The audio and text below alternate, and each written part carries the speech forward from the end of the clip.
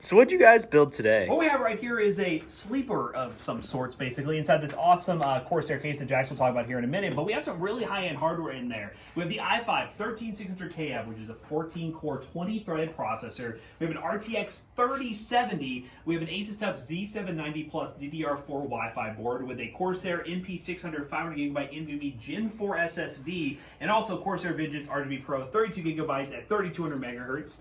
We also have a Corsair RM750E fully modular 80 plus gold power supply, and that CPU is being cooled by the Corsair 100i Elite Capellix XT plus a Corsair RGB fan that we added in the back. So basically we took this old Corsair case and added a bunch of awesome new Corsair stuff. Yeah, so this is a case that actually came out in 2012, so you could call it vintage at this point. We're talking over 10 years old, but they did a good job back then. This was a pretty premium case, and it was close to 200 bucks, and it's called the C70 Army Green Edition. So you have this kind of ammo crate vibe where you have these handles up top, and then check out these buttons up here. You actually have a flip-up style reset switch, and you have a really just industrial looking power button. We added this too, which it's kind of interesting, but it's like a 7-port USB 3 hub essentially that's built into the case, which is nice.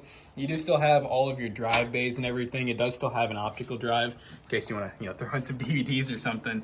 But we definitely made this thing really modern with all of the Corsair aesthetic in the inside, but it will be able to play AAA titles, esports, anything you want. If you want to stream on this, you'll definitely be one of the only people who have this case, because people sell these cases on eBay for 400 bucks alone. So it'll be a pretty good deal at PC Bros for 1,850 bucks. 1850. PCBros.tech. Buy this gaming PC today, or check out our inventory of awesome gaming PCs, gaming laptops, and so much more.